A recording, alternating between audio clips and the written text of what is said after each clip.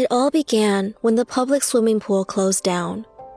We were supposed to go there for swimming lessons when my mom told me that we were no longer allowed to go there anymore because it was now against the law. Then changes started happening in our home, to our water. It started to taste like metal and chlorine. It wasn't safe anymore. And with that came the restrictions. We were no longer allowed to wash our car or water our plants. At first, people just thought that it was just a chemical leak in our water supply and that it would all be over soon. But as weeks turned to months, we realized that the situation was about to get even worse. With no water to supply the farms or feed ourselves, a lot of people couldn't keep their businesses open, and some even took their own lives.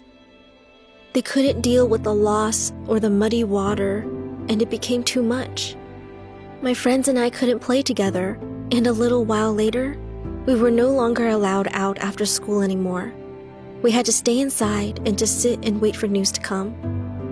The state put sanctions on every part of our lives, and all of our food and bottled water in our supermarkets were gone. It was all gone.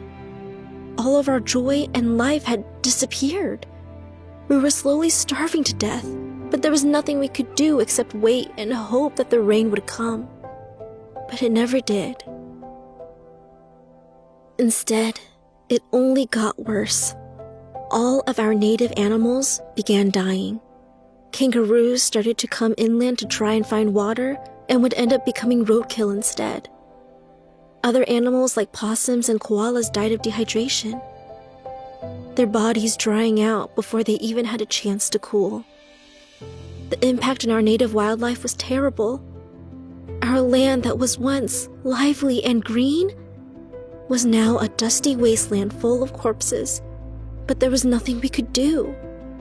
We couldn't spare a single drop of water. But just when we thought it couldn't get any worse, our farm animals started dying too, and with it, our crops, the livelihood of farmers, and our main source of food. We couldn't even shower properly anymore as the water turned muddy and brown. The inability to clean affected all of us.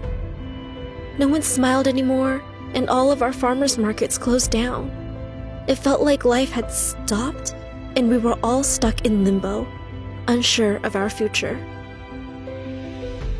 That's when I finally learned what caused this nightmare: a drought. All over the news, all we heard now was 90% of New South Wales suffering from the most severe drought in history. Soon, 90% turned to 95%, and 95% turned to 100%, and our state was a drop away from uninhabitable. The school began teaching us why it was happening and what we could do. Honestly, I was surprised we still had to go to school. But even if we didn't, it's not like we could do anything else. We couldn't play because there was no more grass, just the dry, jagged ground. Many officials say that the drought was because of the rising global temperatures and mass pollution. Before this, I never understood how serious climate change was, until I saw with my own eyes how a place that was once green had become rotten and turned to dust. Even though it's spring here, there are no flowers blooming or cicadas chirping. Just complete and utter silence. My family and I have thought about moving to the city, where there is still water, but this is our home. This was where my grandparents lived, and their grandparents before them. We can't imagine leaving our animals and home behind. So for now, we bear it and pray that the water comes back.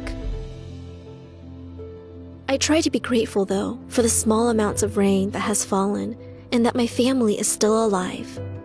This drought opened my eyes to the terrible impact that no water can cause to our livelihood. It has taught me to save as much water as possible because it is precious. I feel sad for the farmers who have lost their lives and stock, and I wish that there was more that I could do. But for now, I pray that the rain will come soon. No matter where you live, please do not take water for granted. Be aware and save water Because with the world rapidly changing, droughts can happen to anyone, anywhere.